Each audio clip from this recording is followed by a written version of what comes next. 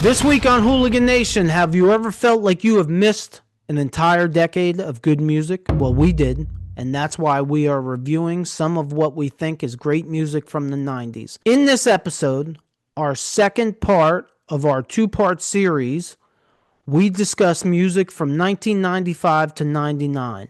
So stay tuned, because you got... Nothing to lose. You got... Nothing to lose. You got nothing. You wanted the best, well, they retired. So you got two dudes in a garage. Talking KISS. Welcome to the Hooligan Nation, a KISS-Centric Podcast, the podcast where the riffs are loud, but our opinions are louder. I'm Anthony. I'm Rocco. Yes, you are. What's up, hooligans? What's up, hooligans? If you're watching or listening to this, it's on or after November 21st, and we have just returned from the KISS Cruise Landlocked event in Las Vegas. We pre-taped this in anticipation of our trip, which is why we will be skipping news, music we are listening to, and our weekly poll. But never fear, never, ever fear. We will be back next week with a new episode detailing everything about KISS Cruise Landlocked. Plus, we'll be bringing back all of our other usual segments. But while we were away, we wanted to bring you something interesting and entertaining, so we decided to review another decade. This time we went with the 90s because we both feel like a few albums and bands slipped through the cracks during the decade, mostly dominated by grunge, nu metal, rap, and pop country. This will be part two of a two-part series. This is 1995 to 1999. If you enjoy this, please hit that like button and subscribe so you don't miss anything in the future. Father Rocco, thank you. I appreciate that. As for you, hooligans, too. Last episode recap, 90 to 94 revisited. Any additional thoughts? There were some albums. Oh, well, thank you. There was definitely some albums, yes. No, there was some good stuff there. I mean, the 90s kind of hit, when I think of 90s, the first thing I think of is grunge. When I think of 80s, I think of my music. So the 90s kind of signified an end to like my favorite era of my life when it comes to music. But there's a lot of good stuff in the 90s. And again, I've really embraced grunge. And now Alice in Chains is kind of like my current favorite band right now. Whoa. No, like currently new band that I've like really embraced. I'm just saying like the band that I'm like really into right now because I'm playing a lot of their music. You know, not playing on the earphones. I'm playing guitar and singing. So I'm saying I'm like really into Alice in Chains right now. I embrace grunge now. There were some really good 80s music, 80s bands in the 90s. And I think a lot of them get shortchanged because of the decade they were in, which is really the brain trust behind this series and the reason why we did the 90s. Now, for everybody out there that was with us through the 80s, amateur mistake, we tried to do every album that came out in the 80s. That was a mistake. So this one we're kind of cherry picking here and there for lots of different reasons. Albums that we liked or albums that we feel like are better than they get credit for. We're not going to go crazy with albums that we don't know anything about, which we did a little bit of that in the 80s. Yes. Stop pointing that at me. It has a nail in it. Anyway, that being said, this is also a collaborative effort with you guys too. So I guarantee you that we're going to miss a couple albums probably that you guys want to give some love to. And again, you put it in the comments, and you can kind of if we don't know, we're not going to BS you. If there's an album that we're not really sure of, or we're not versed in, it may not be covered in this segment, in this episode. But definitely feel free to put in the comments if there's an album that you love from this stretch of years that needs to be said. And actually, it'll probably be something that maybe will make us want to go and listen to it as something we missed. Battleborn is a collaborative effort among like-minded individuals and organizations intent on repairing and restoring people who have served our country. We do this by delivering a unique level of support and guidance to those servicemen and women who have emotional and psychological wounds. We provide support directly and indirectly in collaboration with others in our community who value those who have served this nation and its communities. For more information, go to wearebattleborn.com. For this, 1995 is the beginning. Do you want to start there? Yeah, let's start there. Let's start at the beginning. Cool. Alice in Chains, Alice in Chains. Singles, Grind, Heaven Beside You, Again. Billboard 200, peaked at number 1 in the U.S., certified 2 times platinum. Father Rocco, take it away. I think you just heard me say about Alice in Chains. Listen, if you haven't given Alice in Chains a chance, I definitely recommend listening to him, especially if you're a KISS fan. He's a huge Ace Frehley fan, and you definitely get a vibe on some of the songs when he does solos, on a little bit of Ace flavor on some of the solos. It actually glares out to me. So that could be some of the reason why I'm really starting to be really fond of Alice in Chains. The other thing about this too, if you appreciate a good riff, they have so many good riffs on that album. And they're I would say they're pretty much a riff driven band, which is another thing I like about them. Good job. I don't know nothing about Alice in Chains. You know Man in the Box, come on. Yeah, I know Man in the Box, but I don't know Grind, Heaven Beside You, Again. I don't know any of that. So you'll love Grind. Listen to Grind, you'll love it. Next up, Ozzy Osbourne, Osmosis. Singles, Perry Mason, See You on the Other Side, I Just Want You. Billboard 200 peak number 4. U.S. certified 2 times platinum. See You on the Other Side is one of those songs that you can't get out of your head. I would say Perry Mason is also one of those songs that you can't get out of your head. The intro on that is awesome. Yeah, the whole thing I think is awesome. Yeah. Both of those songs, it was a good album. Yeah. It was unfortunately, I think it's a forgotten album because it came out in 1995. You got to be a hardcore Ozzy Osbourne fan to have even come across it. That's just the way it is. But those 2 songs still stood out during that time, though. Absolutely. And that album was not just those 2 songs. That was a complete good album. Next up, Van Halen, Balance. Oh, don't get me started. Singles, Don't Tell Me What Love Can Do, Can't Stop Loving You, Not Enough, Amsterdam, peaked Billboard 200, number 1, U.S. certified 3 times platinum. This is a great Van Halen album. It doesn't get the love that it should, actually. Nope, it does not. Don't Tell Me What Love Can Do is the perfect marriage between Sammy Hagar and Eddie Van Halen. Perfect marriage. It's why those 2 were so great together. Yeah, I agree. I mean, I think I said on one of the episodes before, talking about Sammy and Eddie, like he brought out the complete musician in Eddie. Eddie wasn't just I mean, everybody loves him as the guitar god, but you got to see what kind of a musician he is. He's multi-talented in many areas. It's very unfortunate what happened between the 2 of them. Yeah. As big as they were, and they were huge, if they could have stayed together, boy, who knows how much better they could have gotten. And how much more they could have kept like our music in the forefront. It's a shame because I think personally, Van Halen and Metallica were they were the top 2 bands that made it through the 90s as unscathed as possible, let's say. You know, I'm sure record sales dipped, but I don't think it dipped as much as it dipped. I mean, Van Halen's album was 3 times platinum.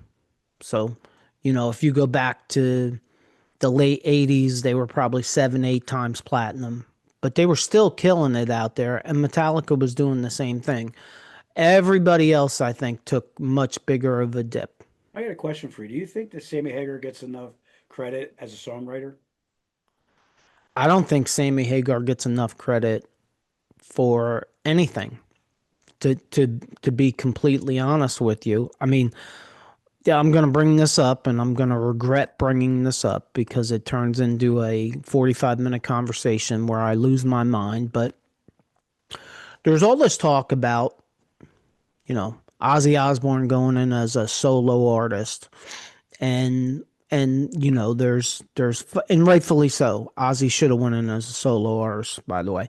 But there's fight about Dio going in and blah blah blah blah blah. And what about Sammy as a solo artist? I mean, Sammy's in with Van Halen, and I don't know that Sammy's ever brought it up or really cares. I don't know that personally, as a Van Halen fan and a Sammy Hagar fan, I don't know that I care. But if you're going to start putting singers in as solo artists that were linked to big bands like, Ozzy and Black Sabbath, boy, I think you gotta look at Sammy Hagar long and hard, pre Van Halen and then post Van Halen. And you gotta ask yourself, why do you have a Rock and Roll Hall of Fame if you're not putting these people in? Yeah, I mean, listen, he's had a great career, and I mean, if you follow this podcast, you know that we always throw a lot of love towards Sammy, and it's very. I'm always going to say it's very justified.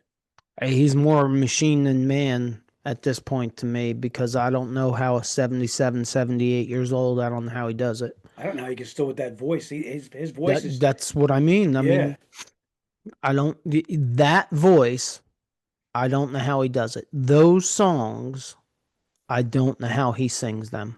And he's funny too. I don't know if you ever heard an interview with him talking about his voice. Oh, I didn't know he was a comedian. He's funny? No, he's funny the way he talks about his voice. Because funny how?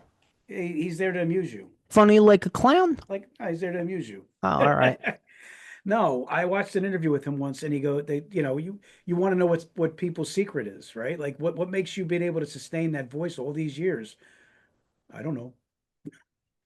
He doesn't have an answer for it. It genetics, whatever. I don't know, but I believe him. Yeah, I believe him. I believe him. Next up, AC/DC Ball Breaker. Singles, Hard as a Rock, Hail Caesar, Cover You in Oil, Billboard 200 peak, number 4, U.S. certified, 2 times platinum. And I will admit to all the hooligans out there, I don't think I've ever listened to this record. I know I haven't.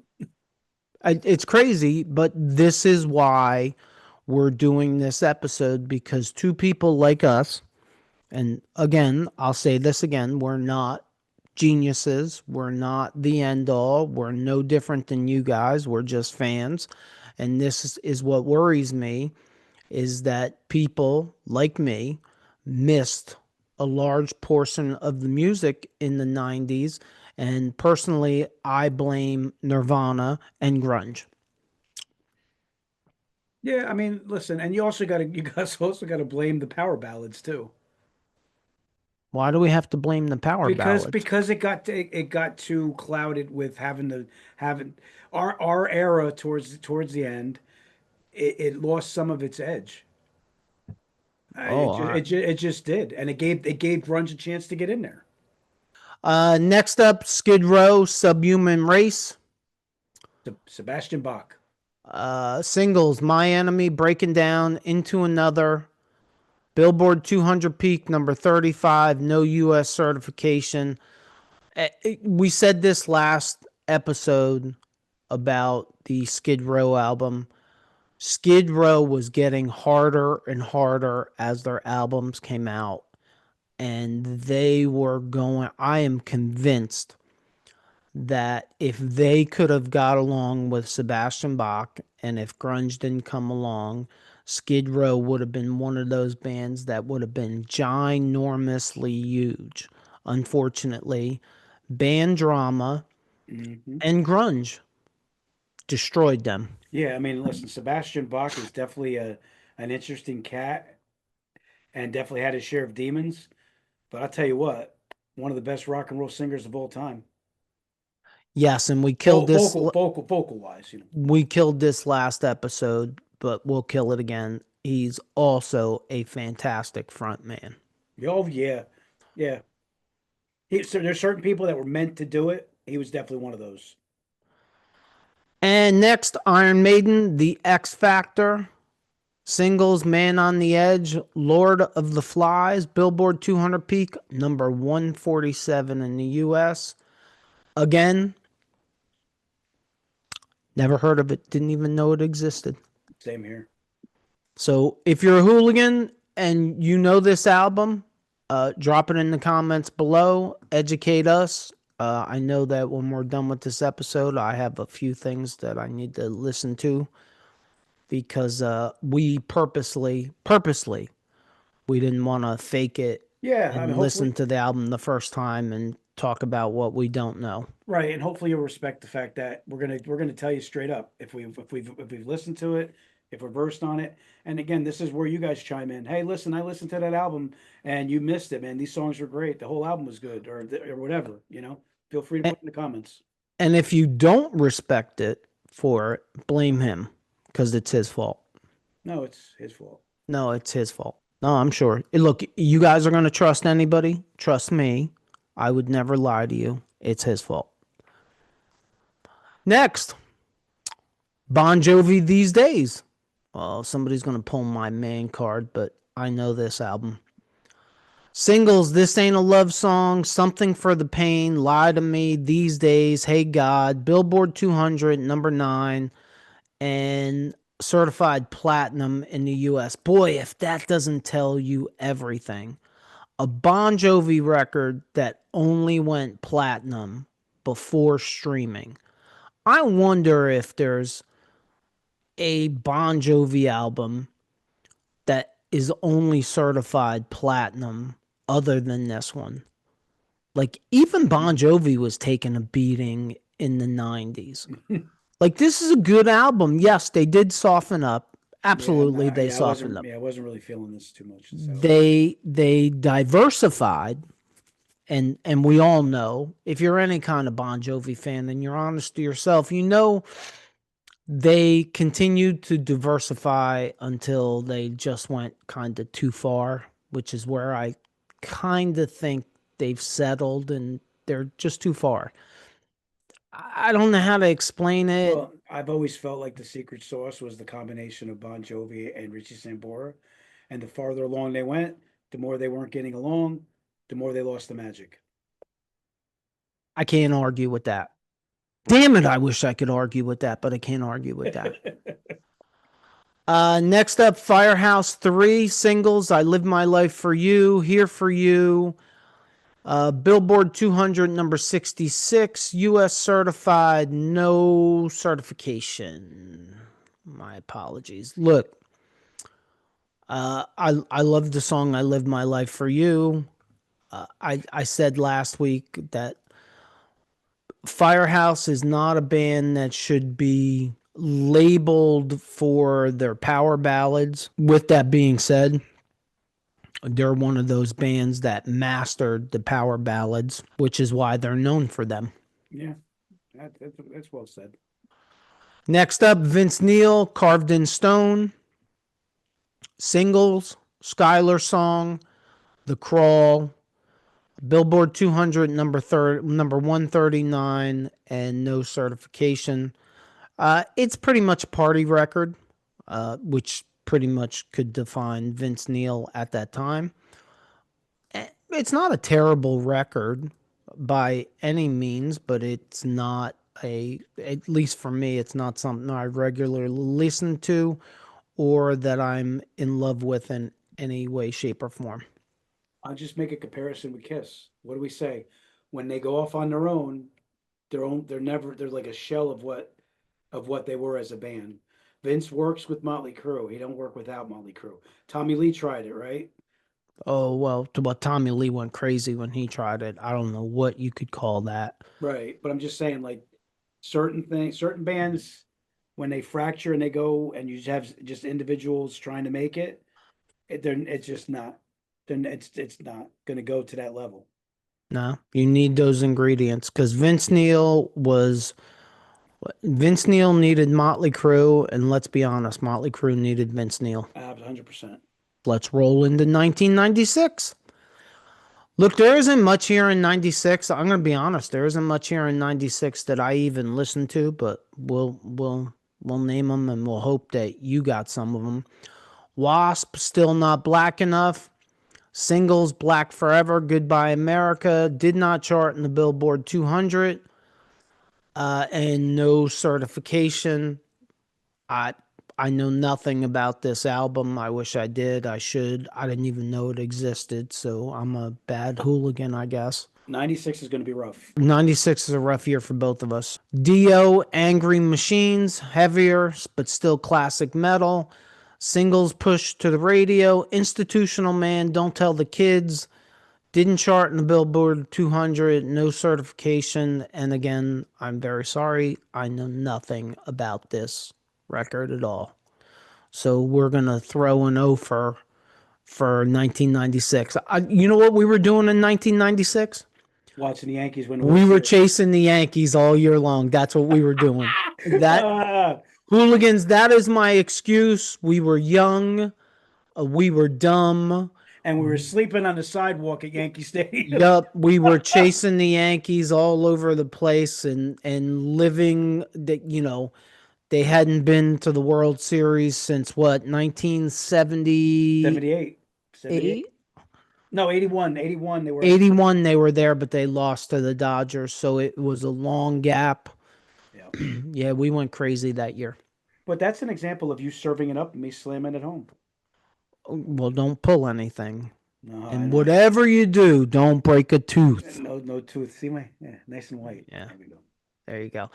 We get to slide into 1997, which looks a lot more hopeful than 1996. Absolutely. And we will start with Metallica, Reload, singles, The Memory Remains, The Unforgiven 2, Fuel.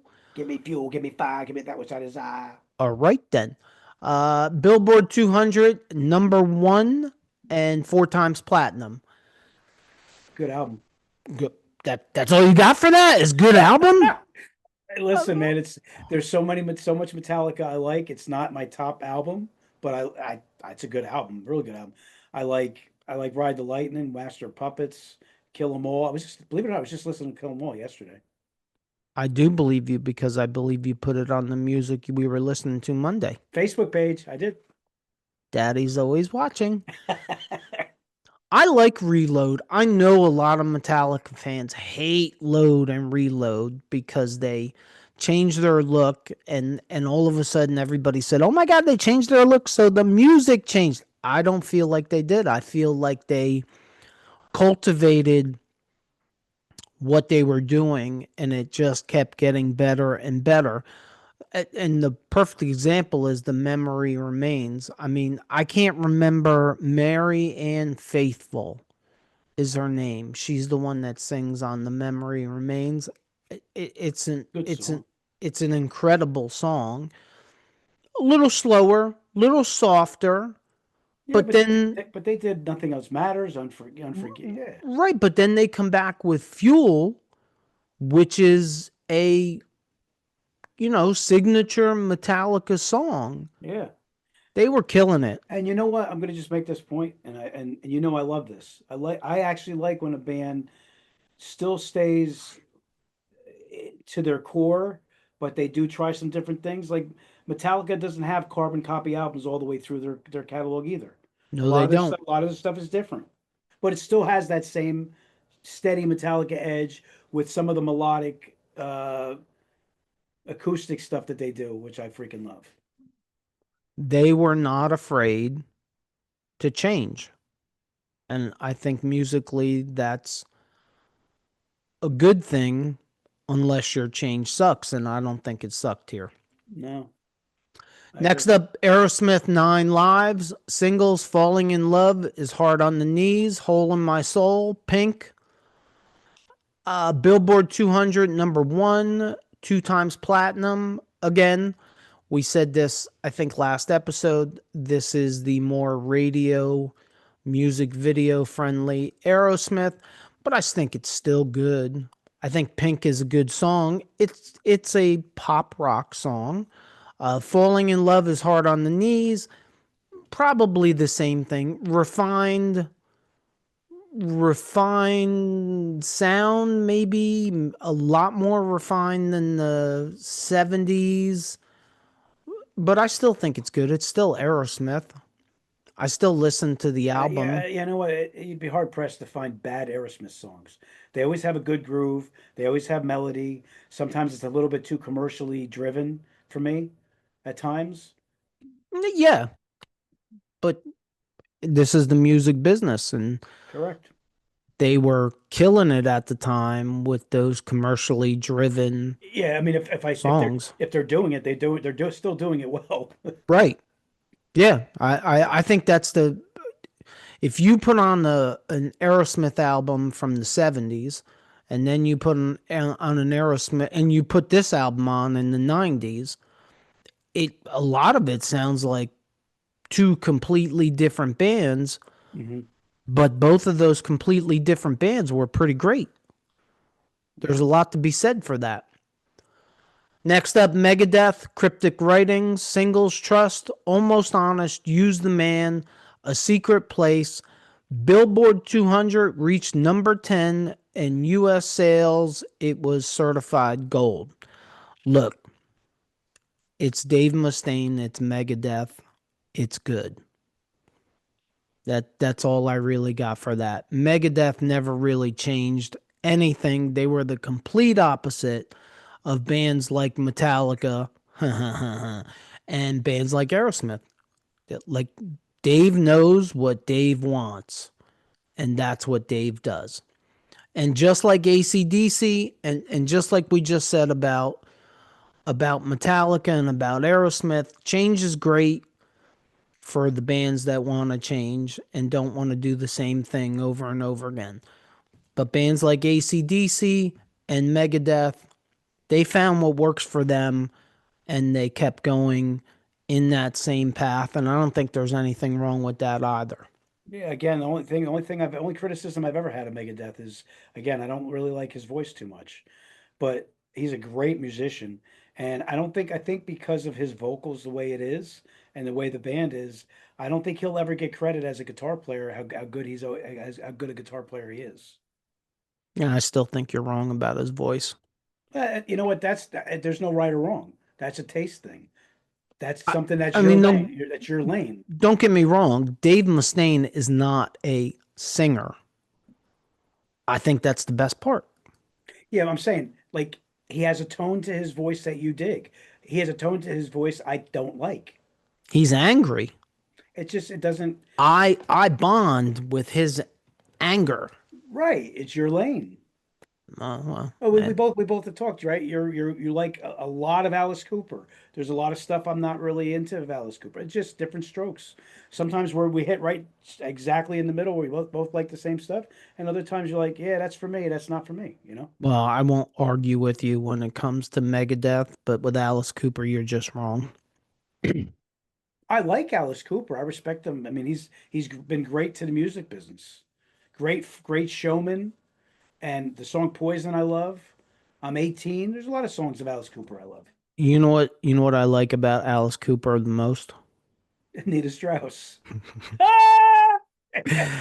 Alice Serve it up, I slam it home. Alice Cooper could lose his voice mid-concert, and as long as Nita's on the stage, I'm cool with it. And that proves my point.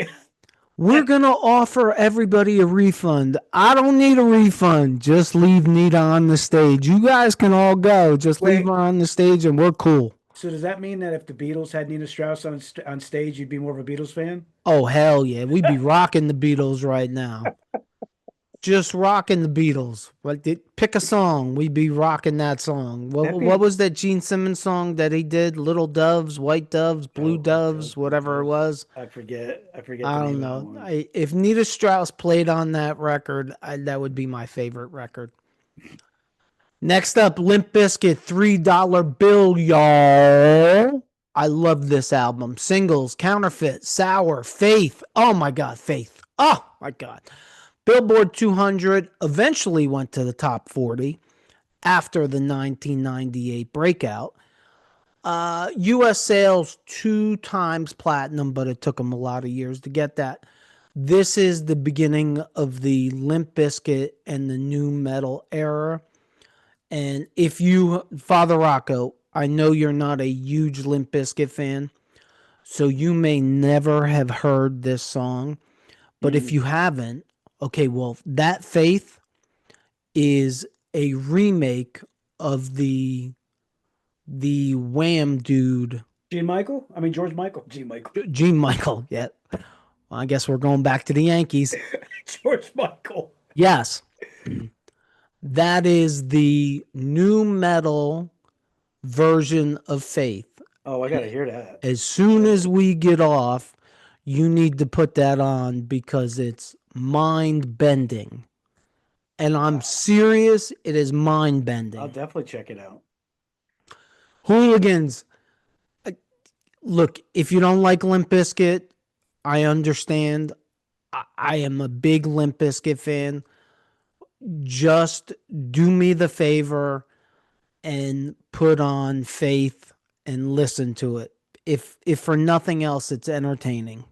Next up, Motley Crue, Generation Swine. Singles, Afraid, Beauty, Glitter. Billboard 200 peaked at number 4. U.S. Glitter. sales certified gold, which is a crying shame. It is not their best album, but it is not terrible. Glitter is good. Is a good song. So's Afraid is also a good song. Tommy Lee sings a ballad on this album, I believe, which isn't terrible, by the way. But it has a little. It's Motley Crue trying to change and evolve a little bit. It has more of an industrial sound to it. Next up, Judas Priest, Jugulator, singles, Bullet Train, Burn in Hell. Billboard 200 reached number 82. U.S. sales, no certification. Yeah, I don't know much about this album. How about you? I don't know much about that album. I want to just track back one spot. I don't have this album. This is an album that I have listed that I have to listen to. If there's any hooligans out there that are versed on this album, Dream Theater, the guitar player is unbelievable on that, and Dream Theater is another one of those bands that I have listed that I have to explore. But they did the album Falling into Infinity, and I've been told it's a really good album. I tried Dream Theater. They're too much. They're too progressive for me. I mean, I have no. I'm not versed on them at all, so it's like one of those things I tried Dream Theater. I don't know. It's just the progressive thing just doesn't. It just doesn't work for me. Okay. All right. Nothing on Judas Priest. We should cut that out, or No, I mean I love Judas Priest, but I definitely didn't listen to this album at all. So I mean, I've been a fan of Judas Priest forever. So this is definitely an album that I would probably add to my list of albums that I have to check out. But I definitely didn't listen to this. we'll end 1997 with KISS Carnival of Souls, the final sessions. Single Jungle, Billboard 200 reached number 27. U.S. sales, none. KISS's grunge album. Boy, I love it. this has been an adventure for us. Yeah. For you hooligans out there that are newer to us, when we started this podcast 13, 14 months ago, I don't think he had ever listened to Carnival of Souls. Not only did they pull off a grunge album, but it's like some other things in my life. It's grown on me. It's good. It's definitely a mood album for me. It's a mood album for me too. I've said this before to you. Hate has been on my gym playlist for at least the last 15, 20 years. And I rotate songs in and out on my gym playlist, but Hate stays on. It's just a workout song for me. The crazy thing about this album, I think I've said this to you before. Maybe when we reviewed the album, I said it. Paul hates this album. I love Paul's voice on this album. Well, it's something new. It's something different. But like Rain, right? Like Rain is such a good song. I love the way Yeah. his twist on that song. Yeah, it's like we said this when we did Paul's solo album, Paul's 1978 solo album. His voice, he used a deeper voice on some of the songs on the 78 solo album. And not that I thought his voice was better, but it was different. And that's part of the reason why certain songs on the 78 solo album I like so much. And the same thing goes for this. Like You were that, seeing more depth to what he was doing. yeah, and that, I mean, obviously that high pitched Paul Stanley voice would not have worked on a grunge record. No shot. So it was very cool. Now, I can knock anything. And it's too muddy. It's too grungy.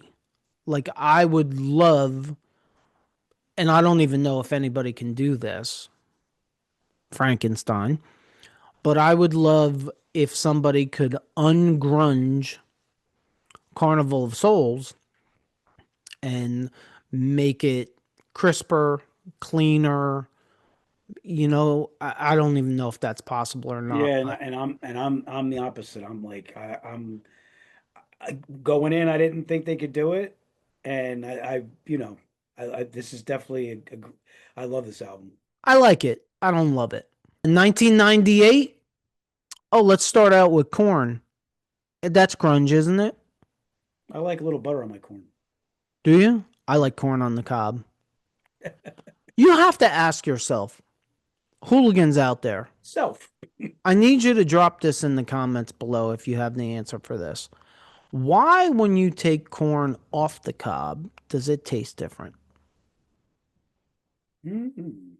And if anybody's going to question me about that, go get yourself some corn on the cob, if you even can this time of year, and then just cut the corn off the cob, and I guarantee you it tastes different on the cob than off the cob. I want to know why. If you can answer that, drop it in the comments below. But as far as the band Korn and that album, I'm not versed on that album. Oh, well, you're supposed to be the grunge guy, aren't you? Korn's not really grunge. They're more Well- like heavy progressive. Heavy progressive. Okay, well, singles, Got the Life, Freak on a Leash. I like the sound of that. BBK, Billboard 200, #1, certified platinum 5 times. Well, I guess I'll get to listening to that. Korn has a big following. They do. Do they? Oh, I only follow Korn on the cob. How about System of a Down? They just played together in concert. That's great. Do you know anything about that record? No. Next up, Godsmack, singles, whatever, Keep Away, Voodoo, Bad Religion, Billboard 200, #22, certified 5 times platinum. Father Rocco, as our resident, I don't know, grunge, progressive, music that I don't listen to expert. I'm not very super versed in Godsmack, but the song, I have faith in you. the song Voodoo and Bad Religion, I've heard both those songs. Both of those songs are really good. I've never heard whatever, and I've never heard Keep Away, or if I have, I've heard them and I didn't recognize them as a Godsmack song.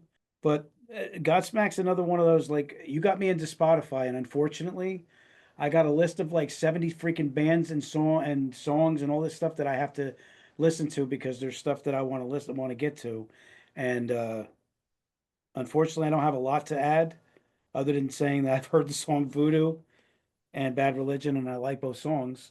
But they're a band that I like enough with those songs that I'm going to actually venture more into their catalog and on this album too. Cool, yo. Next up, Rob Zombie, Hellbilly Deluxe, Singles, Dragula, Living Dead Girl, Super Beast, Billboard 200, number 5, certified 3 times platinum. I can only speak for Dragula because I love the song. I don't know why I never got crazy into White Zombie or Rob Zombie, but he is an interesting character. I'm a fan of him. And I'll say this again because I say this every chance I get. He is part of the single greatest Kiss cover song ever. God of Thunder. The greatest. Hooligans, if you somehow missed it, YouTube Rob Zombie, God of Thunder, and it should come up. It's a great rendition of the song. It's Scott Ian on bass, Tommy Lee on drums, Rob Zombie on lead vocals, Slash on lead guitar. You already said Scott Ian on bass.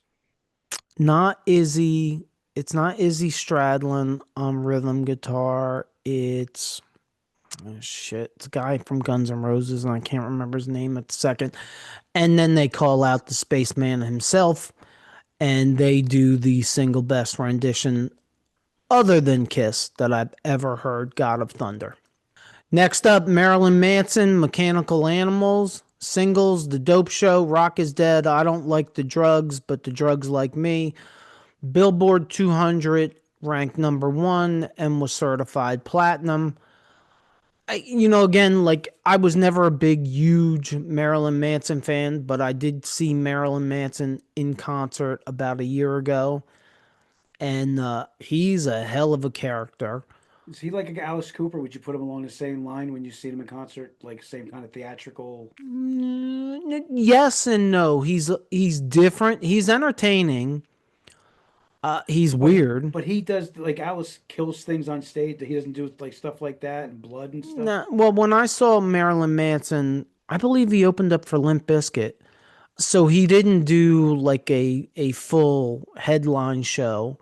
But it was good. It was a good show. I love the song "The Dope Show." He's entertaining and he's interesting. He's an enigma, I guess is the best way to say it. Next, Kid Rock, "Devil Without a Cause." This is listed as rap rock / new metal. I don't know what it is. All I know is it's good. Singles, Ball with the Ba. That's got to be the oddest name for a song, but it's good. Cowboy, Only God Knows Why, I Am the Bull God.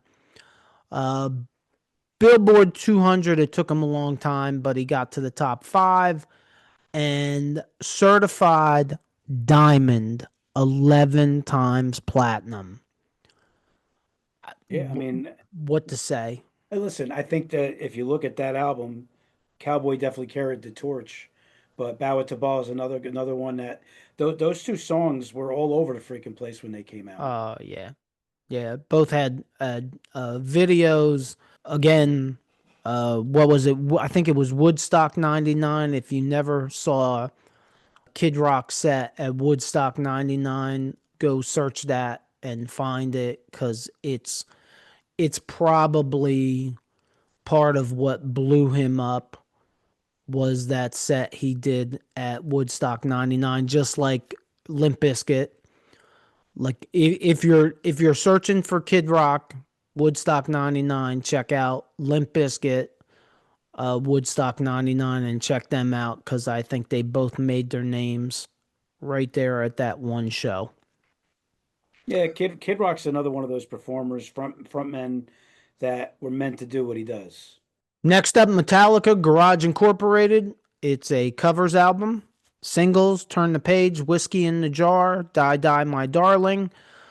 Reached number 2 on Billboard 200, just listed as multi-platinum. I love this album.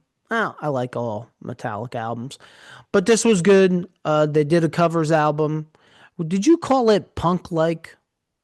Oh, that's definitely punk like. There's a song, I don't know if this is the name of it, Brett Fan. They did like a play, there's like a tribute they did a tribute to certain bands that they followed on this. I think they even did a Motorhead song on this, if I remember correctly. This was like a this was like a just a fun project album that they did. Yeah, I would agree with that. And it was also good. And special note, Turn the Page. One of my favorite songs all time that they did. It's one of my favorite videos. And do you know why it's one of my favorite videos? No.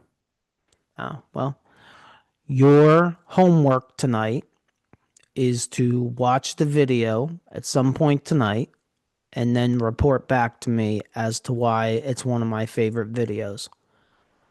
Hooligans! I hate to do this over and over again, but I got to do this because I want to know. Check out the Turn the Page video and tell me why it's one of my favorite videos. Next up, Van Halen 3. Oh, this ought to be fun. Singles, Without You, Fire in the Hole, One I Want, Billboard 200 reached number 4 and was certified gold. This is the first and only Van Halen album with Gary Cherone. Let's start with the good. I love the song Without You. I think it is a great, great Van Halen song. And as far as I'm concerned, the rest of the album is terrible. And they were just disjointed at best. And that's why Gary Cherone only recorded one album with them. It's unfortunate, I think, in some ways, but you got one good song out of it, in my opinion. So, and let's end it with KISS, Psycho Circus. Singles, Psycho Circus, You Wanted the Best. Oh, Father Rocco's favorite song, We Are One, reached number 3 on the Billboard charts and was certified gold and only gold, and that's a shame. And the one thing about this album, if you remember the review we did on it, the whole album is good, not great to me, but the two songs that are on it that's the Psycho Circus and We Are One are definitely, when I have to do like my top 100 KISS songs of all time, they're on it. That's how much I love those two songs. We Are One and Psycho Circus. Psycho Circus to me is like a legendary song from an experience perspective when we went to that concert. And also, if you look, it's one of their, to me also, it's one of the best videos they've ever done.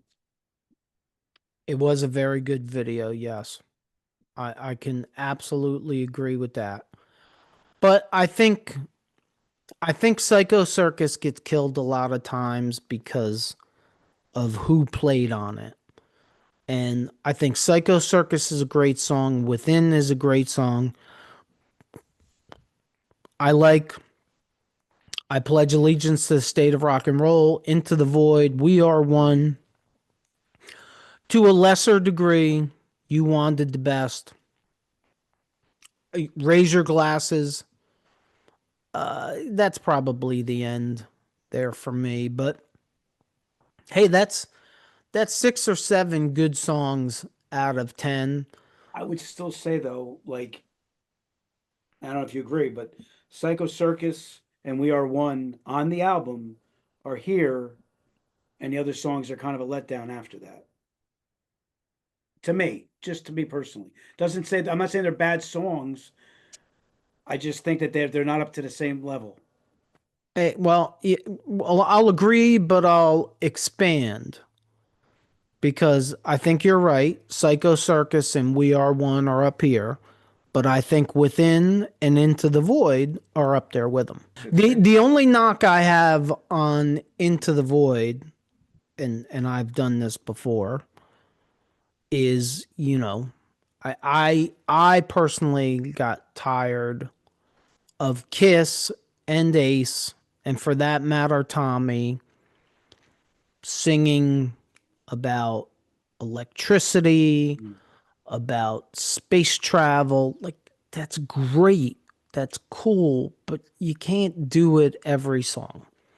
And when you make a reunion album like this, again, for me, I would have liked to see Ace sing something that wasn't connected to space or electricity or the same stuff as all. Look, I think Shock Me is a great, great song.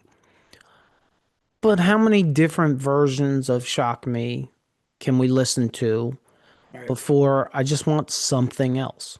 Like Hard Times. Like Hard Times, like Into the Night, like Rock Soldiers. I mean, he's got so many great songs that aren't about it, that the ones that are about those couple things just stick out a little bit like a sore thumb. It's a great song and I love the song. But if you're only going to give them one song on the record, I just wish it was about something else.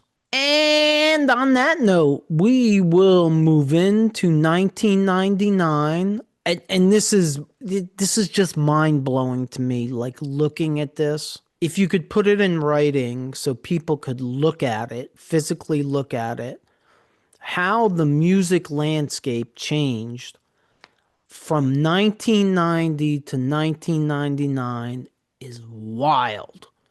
It is wild. We're going to go through them, but the bands, Limp Bizkit, Korn, Slipknot, Stained, Rage Against the Machine, Nine Inch Nails, Metallica, Def Leppard, Megadeth, most of the bands are part of that 90s new metal, rap rock, or grunge. Like Definitely went in a different direction. it's like the quote unquote bands that were labeled as hair, they were like, yeah, we're just going to get out of the way and let this run its course. And then we'll think about coming back because there And you was know just what? no room for them. And I think this is kind of comical looking at the list here. And then you slip a band in the middle of all that, like Creed. Yeah, which I don't, They don't fit in with the rest of that. I have no idea. To this day, I have no idea where Creed fits in. But Creed is one of those bands. They're a good band. I like them. Creed is one of those bands like that other band, Nickelback. Oh, okay. To me, Creed and Nickelback are like, for some reason, the two most hated bands in the world by the masses. And I can't figure out why. They're good bands. They got some good But songs. but people hate them. They get picked on. It's like it's almost like we talked last week about Beavis and Butthead and how they picked on the kid that wore the Winger shirt. Winger, yeah. Well, when he took off the Winger shirt, he put a Creed or a Nickelback shirt on and continued to get picked on. If that computes to you at all. Yeah, I can understand what you're saying. But I mean, Creed had some really, really good songs. Yeah, I'm not a huge Creed fan. But let's start out in 1999 with the mighty Limp Bizkit, Significant Other, which absolutely exploded Limp Bizkit because of singles like Nookie, Rearranged, and Together Now, and Break Stuff. Peaked at number 1 on the Billboard 200 and went 7 times platinum. Now, if you're not familiar with Limp Bizkit and you're watching the Hooligan Nation, the KISS-Centric Podcast, you may not like End Together Now. Just warning you now, it's more of a rap song. The other stuff is, in the least, it's interesting, and in the most, it's really, really good. No, Nookie was a popular song. I remember that was another MTV driven song too. You know why? Why? Because they did it for the Nookie. So does that mean you want a cookie? No, I don't want to break a tooth like you. Stain, Dysfunction, singles, Mud Shovel, Just Go, Home, peaked at number 74 on the Billboard 200 and was certified 2 times platinum. And I don't know nothing about Stain. So, You really Father don't? Rocco, hit it. Okay, so what I'm going to give you about Stained is I'm going to give you songs that I know of Stained that's not on this album. So, guys, if you're a Stained fan, please put, and you know, very familiar with the album, please put it in the comments. I know Mud Shovel, it's a good song. the actual lead singer of the band actually now is doing country music, believe it or not. But I guarantee you've heard the song "It's Been a While." Have I heard it? Yeah, I have. that's them. It's pretty That's good. that's I know them. it is. Other Side, Everything Changes. These are songs that I've actually learned and I played at open mics before. So there's a lot of Stain music I like, and I didn't know about this album, so it's definitely an album I'm going to actually check out because I'm definitely a fan of Stained. How about Creed, Human Clay?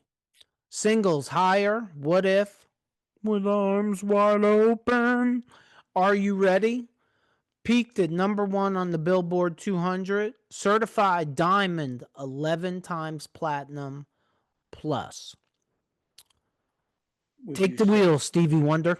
Well, this is another one. Higher and Arms Wide Open were played out like crazy on Oh, MTV. And the song Higher is a fantastic song. Arms Wide Open is another one of those love songs. But again, you talked about Creed before. They're a good, complete band. One of the things I like about Creed is I love the vocal. I mean, if his vocal was on the Megadeth stuff, I'd probably really be a big fan of Megadeth. you know what's funny about that? The reason why I'm not really that into Creed is because of his vocals. I don't like that. I can't do it. I don't sing, but I That was just that was worth it for what you just did right did. there. I just sound like Chewbacca? That was you did. That was really good. Okay. No, I don't know. I don't know what it is about. I mean, I don't have anything against him personally. I'm just not crazy about his voice. For me, I'd take Dave Mustaine over Scott Stapp. Is that his name? Yeah, I think it is. But that's the beauty of music, right? A lot of the '90s just weren't my gig. Yeah, but differences are what makes the world go round. Well, I'm different. 9 Inch Nails. The only thing I'll say about Nine Inch Nails, if you're familiar with Nine Inch Nails, you know what I'm going to say here. Trent Reznor is a musical genius. I'm not overly versed in all of his stuff. The album, I forget the name of the album, but Head Like a Hole. You can slow down because I have to go through the whole thing if you're gonna talk. I was asking you if you can talk about it. I just said 9 Inch Nails and you went off into space. Like I gotta give him an album. I gotta give him singles. I gotta give him the Okay, go ahead. all right. I'm sorry. 9 Inch Nails, The Fragile. Singles, The Day the World Went Away, We're in This Together, Into the Void. #1 on the Billboard 200. Certified 2 times platinum. Father Rocco, take it away. Getting close. Oh, you want me to get in close? Yeah. All right, now look at me. Uh-huh. I kind of miss my mojo now. It's gone. I'm sorry. No, You should. all I was saying is that Trent Reznor does all the music. He is the guy that puts all the music on his albums. Every aspect of what you hear is him. Oh, really? He plays guitar and Everything. bass, and I didn't know that. He is a musical genius. He is 9 Inch Nails? When he tours, he's like Ghost. When he tours, he has people with him, but he creates. I mean, I don't know if he's changed, but I know his first couple albums, he did it all. So That's actually really cool. I never knew that. I'm like zero fan of 9 Inch Nails. Not for any reason other than, you know, he's I don't actually, know. if you get a chance, definitely look at his bio because he's a fascinating character. That is fascinating. Like that's I really think that's the driving force of the reason why I like Aldo Nova. Although I don't believe Aldo Nova played drums, and Wolfgang Van Halen does the same thing. Yeah, oh yeah. His band I think only tours with him. He does everything. That is so cool to me. Oh yeah. That here, me, I can't play chopsticks on a piano, and this Yeah, guy's playing lead and rhythm guitar, bass, and drums, and singing on the album. And there's a YouTube video of Wolfgang playing Van Halen songs on drums. It's yeah. I incredible. mean, imagine growing up and having Eddie Van Halen as your father and having Alex Van Halen as your uncle. Yeah, yeah. I mean, there's good and bad of that, but there's a lot of good of that. Absolutely, absolutely. Next up, Metallica, S&M, live with the San Francisco Symphony. Yeah, there's a lot of diehards that hate it. Whoa, whoa, whoa, whoa, whoa. Singles, Nothing Else Matters, 99, No Leaf Clover, Billboard 200, number 2, certified 5 times platinum, I Hate Orchestra. So, Father Rocco, please, I got to tell you, I bought it. I think I listened to it once. I bought Alive 4. I think I listened to that once too for the same reason. Just can't. Just can't. So you have to. It's one of my favorite Metallica albums for one specific reason. When I would Oh, I listen, can't wait. when I would listen to, when I and there's no secret. I listen to all kinds of music. I like marching band. I listen to my, if it's good music, I listen to it. If it's bad music, I don't. When it comes to the S&M thing, I don't know how to explain it to you.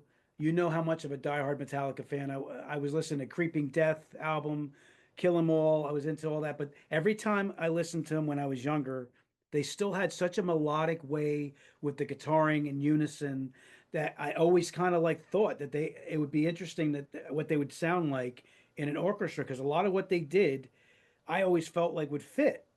And then all of a sudden they did this album, and I'm like, if you don't have to like orchestra, but if you just watch the way that their music plays with the orchestra, it just shows it shows the how incredible musicians, how good musicians they are to be able to play with an orchestra, because their music melodically fits. So that's why S&M is always going to be one of my favorites, because believe it or not, I had thought about, I wonder what they would sound like in that way at time. Then all of a sudden they come out with an album like that, which is kind of trippy at the time when I heard they were doing that.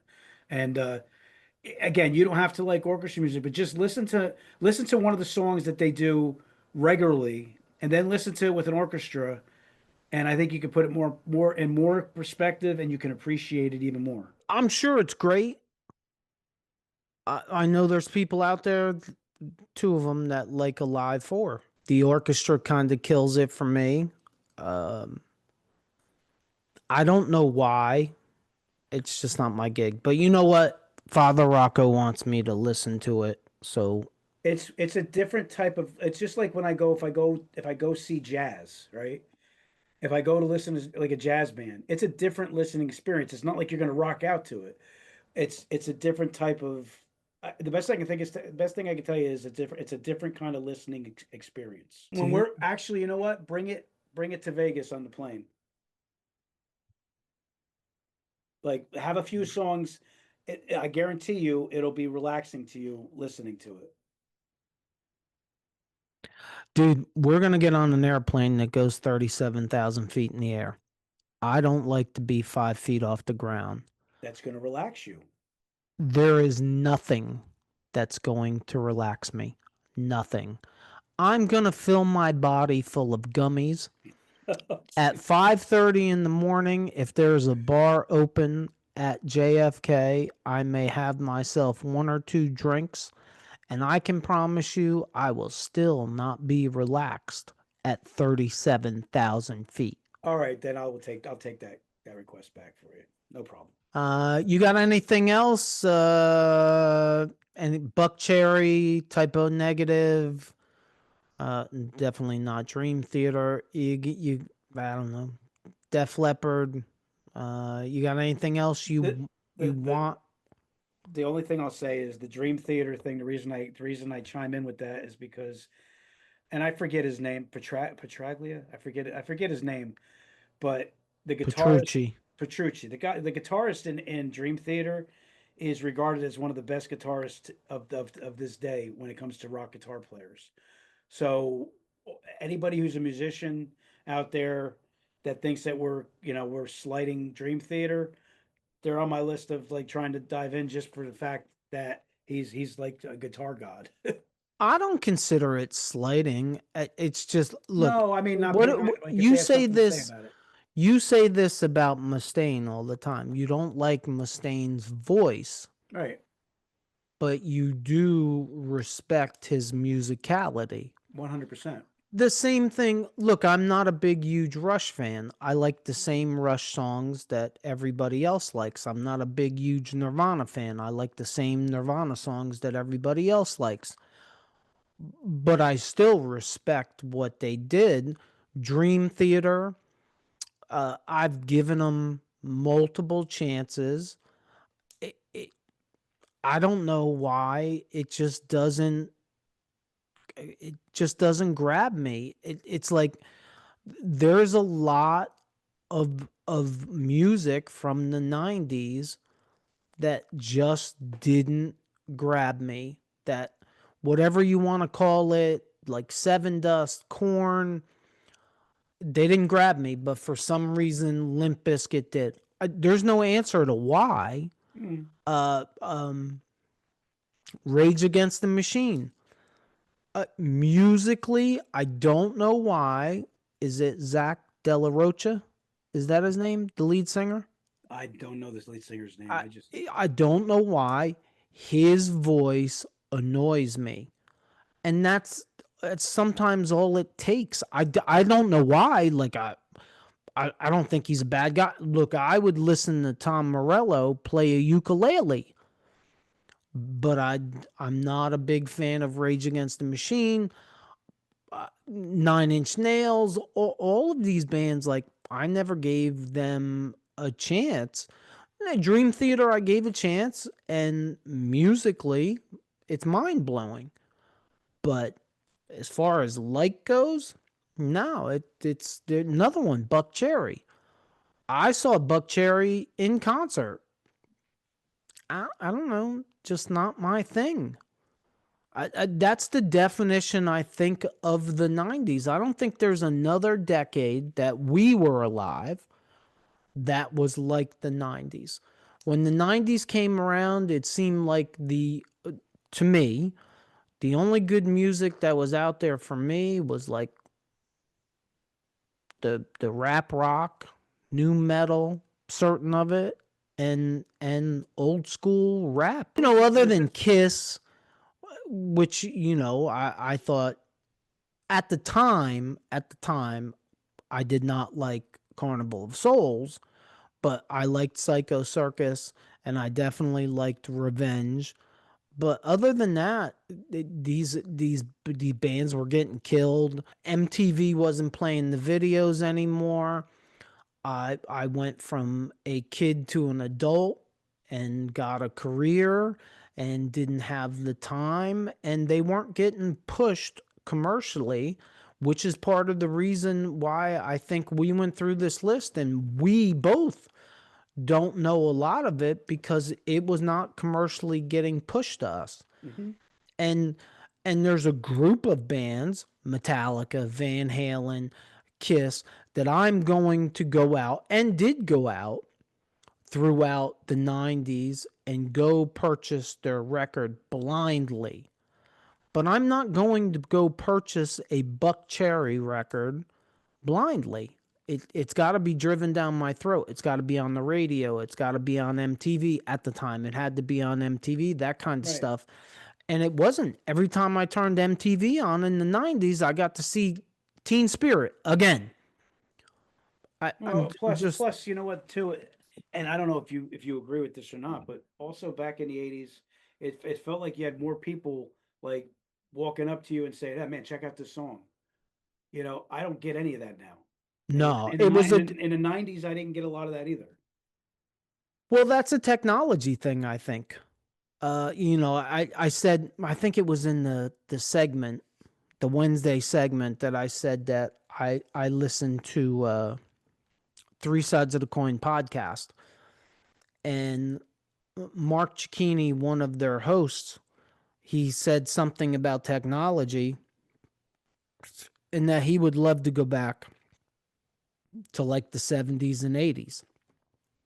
I think technology is great. I think it's amazing. I love all the gadgets, all the toys, cell phones, all that stuff. But there's a price we pay for that. Absolutely. And the music business probably changed more than anything else because of technology. I mean, it's right here. Mm-hmm. What album do you want? What song do you want? It's right here. But it's driven by the user. It's not driven by the market anymore. And that's used to be driven by the market. If you think back to the late 80s as an example, even the music that wasn't being driven to the consumer by mainstream was being driven by, Headbangers Ball or whatever MTV had for alternative music, whatever they called that. 120 minutes, I think they called it. There was something spoon feeding it to you. And now, no, it doesn't get spoon fed to you. I mean, certain things do, but other things don't. Like, Stephen Pearcy can put an album out tomorrow. Unless you go searching to find it and the fact that the album's out, you may never know. I mean, if you listen to some rock show, some rock podcast, doesn't have to be ours, but if you listen to Eddie Trunk, you'll probably hear that there's a new album out. But if you don't do any of those things, Stephen Pearcy's album could come out and you would never even know it.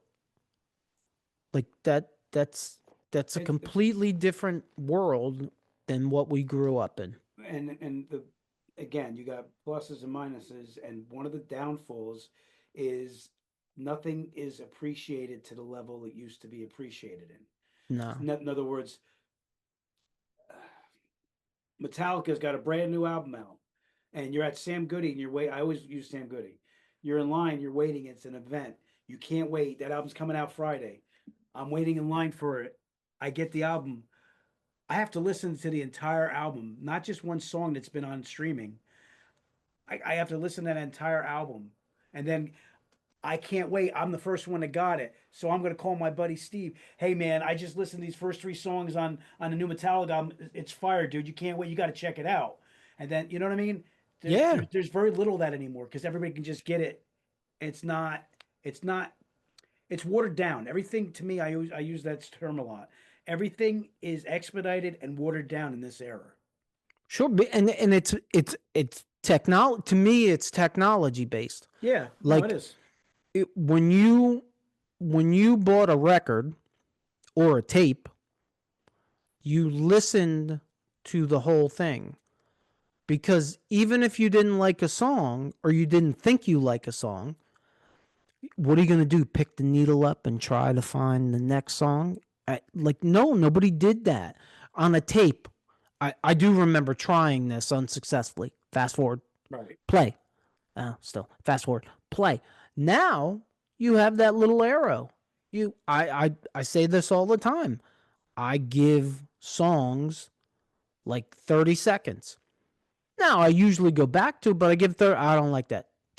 I don't like that.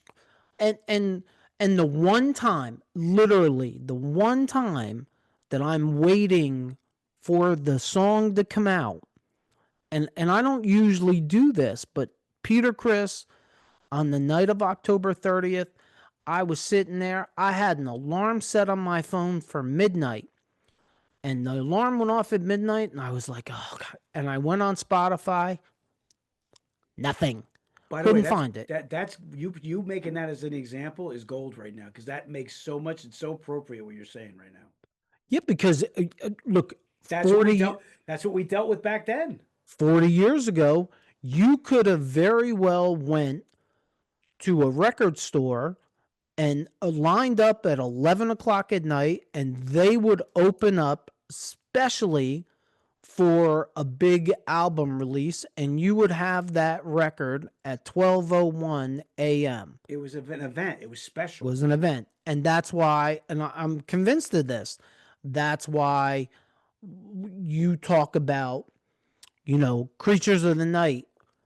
And I can tell you how many times Gene farted while he's saying, I Love It Loud. But I can't do that for music that comes out now. Like, we as in people, don't dive into things the way we used to, because everything is handed to us and everything is right there. And everybody wants everything quick. The world is on demand. Chew it up and spit it out. Chew it up Right. and spit it out. I don't even watch regular TV anymore. Neither do I. I watch streaming platforms. I want it when I want it, and I don't have to wait for it. Like, everything is quite literally microwave today. Yeah. And 90s music was kind of the beginning of the microwaving, I think. Yeah. Anything else you want to add before we skedaddle and skadoodle to prepare to go to the beautiful Las Vegas?